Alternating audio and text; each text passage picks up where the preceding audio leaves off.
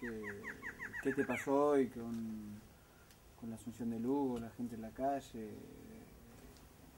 el fin de 61 años de Partido Colorado? Y bueno, en ese aspecto, digamos, mucho el acto en sí, la actitud de la gente, el discurso de Lugo, mucho simbolismo, mucho amor, mucho sentimiento, digamos.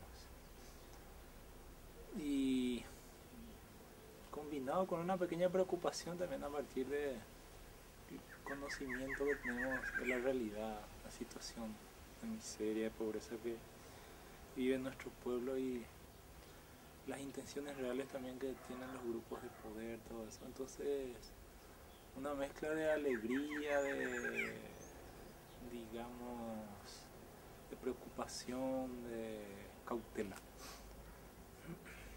¿Y cuál sería, en este marco de preocupación, cautela y la situación de exclusión que contás desde el pueblo, cuáles serían en la agenda política los principales temas a resolver?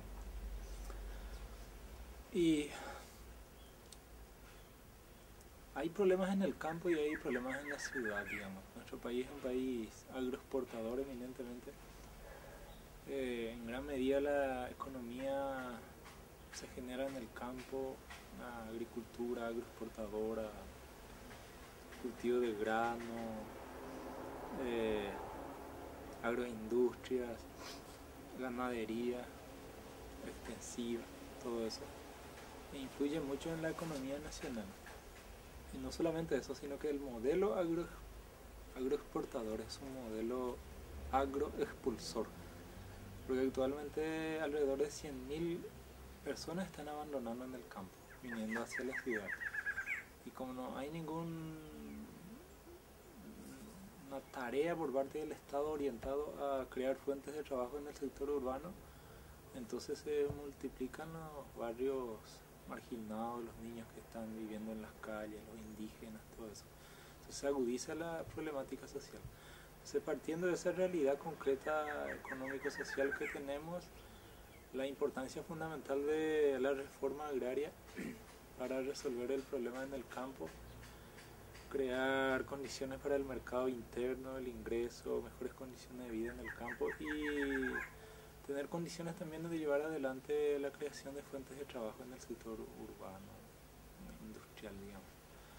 Entonces, si eso el gobierno en una primera etapa no ataca, va a ser difícil superar la cuestión de la pobreza, plantear la superación del analfabetismo, la superación de los problemas de la salud, todo eso, porque todas esas cosas son consecuencias de un modelo económico muy injusto. Los últimos intentos de iniciar una reforma agraria, de establecer una reforma agraria, se remontan a 70 años. ¿Considerás que esta es una nueva oportunidad histórica para hacer una reforma agraria integral? Y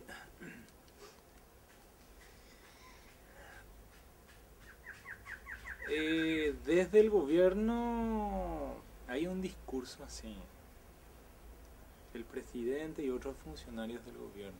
También hay sectores del gobierno, en el ejecutivo mismo y en el parlamento, que inclusive plantean una contrarreforma, digamos. Desde el punto de vista de los intereses campesinos y nacionales, creemos que es una oportunidad y una responsabilidad histórica de todos los sectores de la sociedad, digamos. Como dije, un país eminentemente agroexportador, lo fundamental que tiene que hacer para llevar adelante un proceso de desarrollo es eliminar el sistema injusto de la tenencia de la tierra. Acá alrededor del 90% de las tierras están en manos del 1% de los propietarios. Es el país con peor, en mala distribución de la riqueza en el mundo.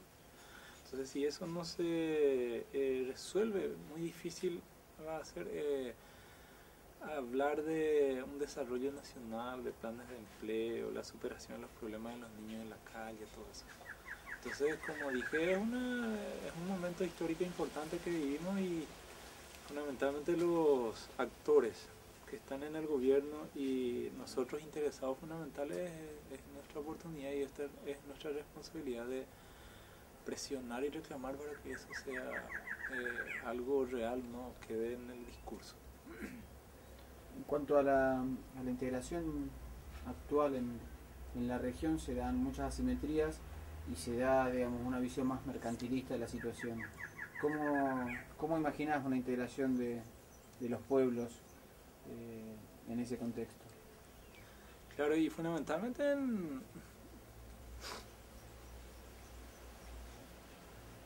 en la década de las dictaduras en nuestro continente ya hubo un proceso de integración a partir de construcción de grandes hidroeléctricas, infraestructuras, todo eso. Pero ellos formaron parte de planes geopolíticos así del imperio, del subimperio del Brasil, todo eso en esta región del continente.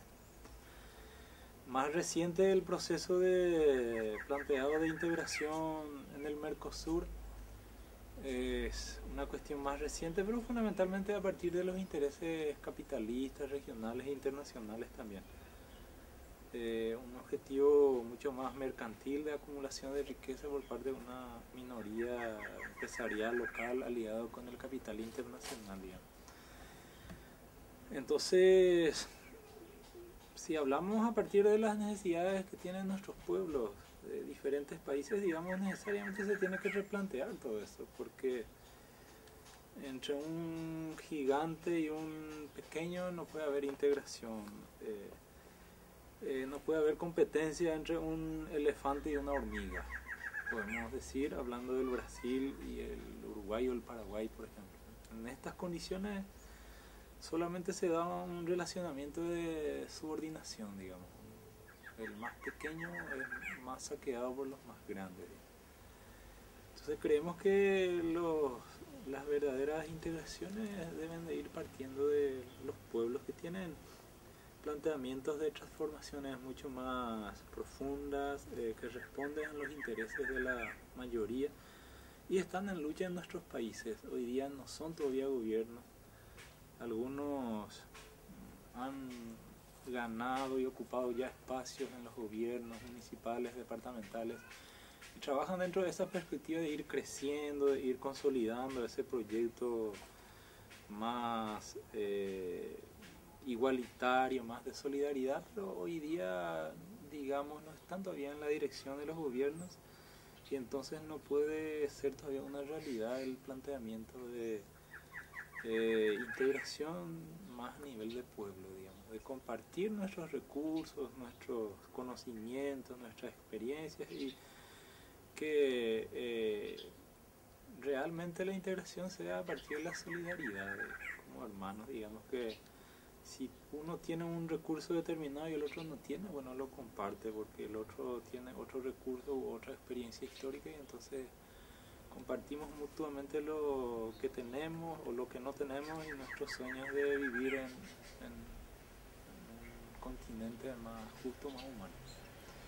¿Crees posible, como en su momento Evo Morales apenas asume, una de las medidas fue en relación a la venta de gas a Argentina y Brasil, modificar ese precio subsidiado y generar un precio que sea mucho más justo y que revertiera esa tendencia que recién mencionabas de que el país pequeño subsidia al país grande?